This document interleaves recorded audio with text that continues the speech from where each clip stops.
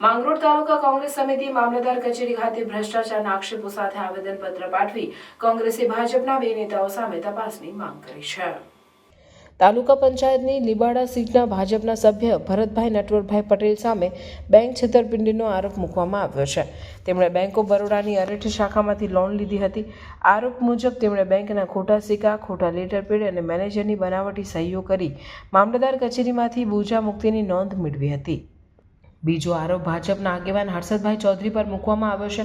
બોરસદ દેગડિયા આશ્રમ શાળામાં આદિવાસી વિદ્યાર્થીઓની સુવિધા માટે 1 કરોડ 20 લાખ રૂપિયાના બાંધકામમાં કૌભાંડ કર્યાનો આરોપ છે। કોંગ્રેસે માંગ કરી છે કે ગુજરાત પંચાયત એક્ટની કલમ 71 હેઠળ ભરતભાઈ પટેલને તાલુકા પંચાયત સભ્યપદેથી સસ્પેન્ડ કરવામાં આવે અને સુરત ડિસ્ટ્રિક્ટ બેંકના ડિરેક્ટર દિલીપ રાઠોડે ખેતીની જમીન ઉપર 6.20 કરોડની લોન લઈ લીધું છે।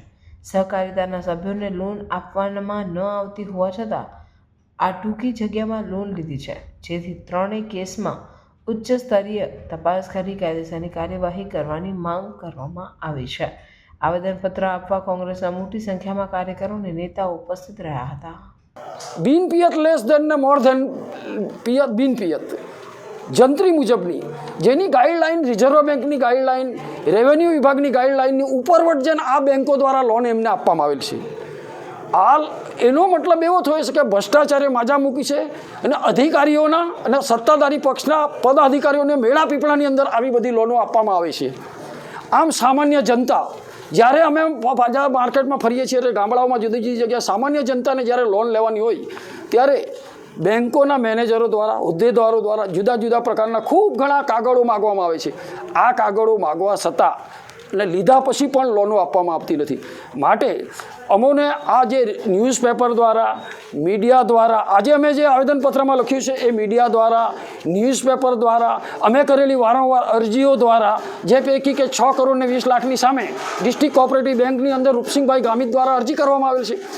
એનો આજ દિન સુધી નિકાલ આવેલ નથી અને આજ દિન સુધી એનો જવાબ આપવામાં આવતો નથી। જવાબ આપવામાં આવે છે તો ગોળ ગોળ જવાબ આપવામાં આવે છે।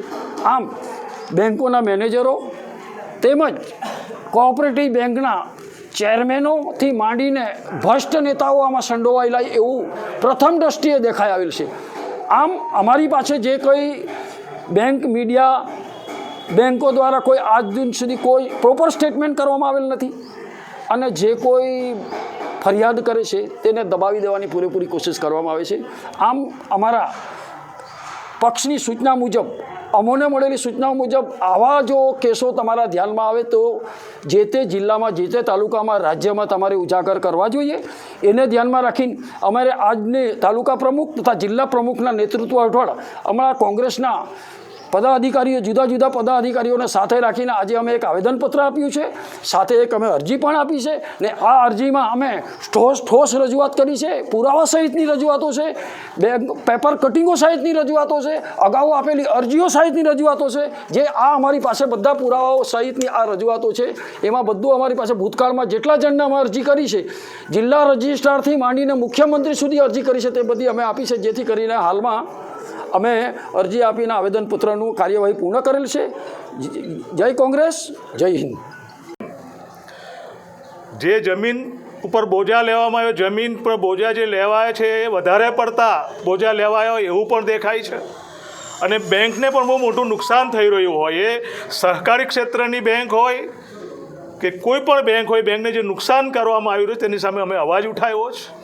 આજે પ્રથમ તબક્કામાં મામલતદાર સાહેબ મારફતે અમે કલેક્ટરશ્રીને આ સંદેશો આપવા માગીએ છીએ કે આવનારા દિવસોમાં સામી હોળીએ આ જે અમે રજૂઆત કરી છે એની સામે જો પગલાં લેવામાં નહીં આવે અને સત્યને જો પ્રકાશિત કરવામાં નહીં આવે તો હોળી પછી મામલતદાર કચેરીએ સમગ્ર સુરત જિલ્લો નહીં, અમારા પ્રદેશના આગેવાનો સાથે મળીને અમે ધરણાનો કાર્યક્રમ કરશું। અમે સંવિધાનમાં માનનારા લોકો જ ગાંધી ચિંધ્યા માર્ગે આ સત્યને ઉજાગર કરીને આ સુરત જિલ્લાની પ્રજા સમક્ષ સત્યને લાવશું એની તમને ખાતરી આપીએ છીએ। જય હિન્દ, જય કોંગ્રેસ।